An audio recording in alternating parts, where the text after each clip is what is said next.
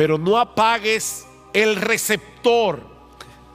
No lo apagues, pensando que Pablo está abordando un tema aquí que no tiene que ver con nosotros en el día de hoy, porque lo que Pablo señala de los judíos en este pasaje que vamos a estudiar de Romanos 2 es un problema bastante común: el problema del autoengaño. Mucha gente se engaña a sí mismo en lo que respecta a su verdadera condición espiritual, y es por eso que nosotros encontramos tantas advertencias en el Nuevo Testamento con respecto al autoengaño. Yo creo que pocos pasajes del Nuevo Testamento son tan aterradores como las palabras del Señor Jesús en Mateo capítulo 7 versículo 21. No todo el que me dice Señor, Señor, entrará en el reino de los cielos, sino el que hace la voluntad de mi Padre que está en los cielos. Muchos me dirán en aquel día, no pocos: Señor, Señor, ¿no profetizamos en tu nombre? Y en tu nombre echamos fuera demonios. Y en tu nombre hicimos, otra vez, muchos milagros. ¿Ustedes se imaginan eso? Personas que profetizan, que aparentemente tienen la capacidad de echar fuera demonios, que hacen muchos milagros. Y Jesús les va a decir en el día del juicio: yo nunca os conocí. Nunca. Apartaos de mí, hacedores de maldad. Bueno, la pregunta que yo quiero responder en esta mañana es: ¿cómo podemos estar seguros tú y yo de que no vamos a estar en ese grupo? Sí, yo estoy predicando a los amigos que están de visita en el día de hoy, pero yo estoy predicándole a los miembros de Iglesia Bíblica del Señor Jesucristo. ¿Cómo podemos estar seguros tú y yo de que no vamos a estar en ese grupo? En ese grupo de personas que mueren con la convicción de que van a recibir un veredicto favorable en el tribunal de Dios, para encontrarse con la triste realidad de que estaban engañados. Bueno, Pablo hace dos cosas en este pasaje para ayudarnos a responder esta pregunta tan importante. Primero, exponer la naturaleza del autoengaño, y luego demoler el autoengaño. Exponer y demoler. Veamos en primer lugar cómo Pablo expone la naturaleza del autoengaño. Versículo 17. Pero si tú, que llevas el nombre de judío y te apoyas en la ley, que te glorías en Dios y que conoces su voluntad, que apruebas las cosas que son esenciales, siendo instruido por la ley, y te confías en que eres guía de los ciegos, luz de los que están en tinieblas, instructor de los necios, maestros de los faltos de madurez, que tienes en la ley la expresión misma del conocimiento y de la verdad. ¡Wow! ¡Qué descripción del judío! Y no olviden que Pablo era judío. Hoy día hay un sentimiento antisemita en el mundo. No, este pasaje no es antisemita, porque Pablo era semita. Pablo era judío. Y él está enumerando aquí varios de los privilegios que poseían los judíos por el hecho de ser judíos. Y saben que cada uno de ellos era real. Hay personas que creen disfrutar de privilegios que en realidad no les pertenecen, como los políticos, por ejemplo, que creen que ellos, por el hecho de estar en el gobierno, están por encima de la ley. Ellos creen que tienen ese privilegio y por eso hacen lo que hacen. Pero ese no es el caso aquí. Los judíos realmente disfrutaban de todos esos privilegios que ellos decían tener. A través de los siglos, los judíos han tenido que vivir con un estigma difícil, muy difícil. Han sido rechazados a través de toda la historia. Pero en los días de Pablo, la situación era muy diferente. Era un orgullo ser judío para el judío. De ahí el primer privilegio que Pablo señala en este pasaje: al referirse a este hombre imaginario con el que él está hablando, dice: pero tú que llevas el nombre de judío, y lo lleva como un honor, tú que llevas el nombre de judío.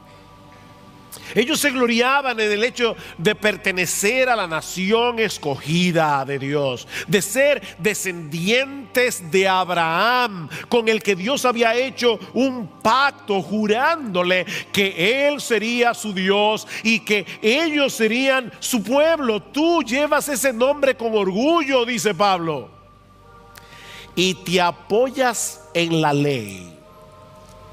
Te apoyas en la ley, dice en el versículo 17. De todas las naciones de la tierra, solo a ellos Dios les había revelado la ley en el monte Sinaí por medio de Moisés.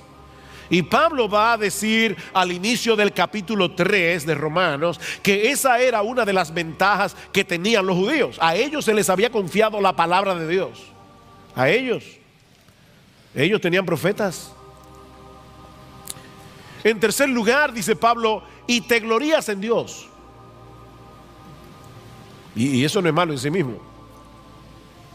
Todo lo contrario, el profeta Jeremías dice en uno de los pasajes más conocidos de su libro, Jeremías capítulo 9, versículo 23, que el sabio no debe gloriarse en su sabiduría, ni el valiente debe gloriarse en su valentía, ni el rico debe gloriarse en sus riquezas, mas el que se gloría, y yo creo que Pablo estaba pensando en ese texto cuando escribió Romanos, el que se gloría, gloríese de esto, de que me entiende y me conoce, pues yo soy el Señor, que hago misericordia, derecho y justicia en la tierra, porque en estas cosas me complazco, declara el Señor. Gloríese en el Señor. De hecho, Pablo va a decir esto más adelante en Romanos capítulo 5, versículo 11.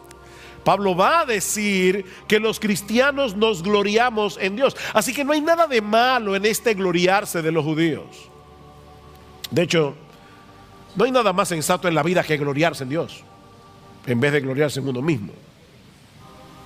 En cuarto lugar, Pablo dice en el versículo 18: y conoces su voluntad. Conoces su voluntad. Y me llama la atención que el texto dice literalmente: conoces la voluntad, refiriéndose obviamente a la voluntad de Dios. El mundo está sumido en un mar de relativismo, pero tú conoces la voluntad del que creó el mundo. Eso es un gran privilegio que tú y yo tenemos también. Nosotros conocemos la voluntad, no una voluntad, la voluntad. Nosotros conocemos la verdad de Dios revelada en su palabra. En quinto lugar, Pablo dice: y apruebas las cosas que son esenciales, siendo instruidos por la ley, o como se puede traducir también, apruebas las mejores cosas. Precisamente por tener el privilegio de ser instruido por la ley de Dios, el judío podía escoger aquellas cosas que en verdad tenían valor. Él podía ver las cosas tal cual eran en verdad. Y por todas esas razones, y en sexto lugar, Pablo dice que el judío se veía a sí mismo como alguien competente para enseñar la verdad a otros.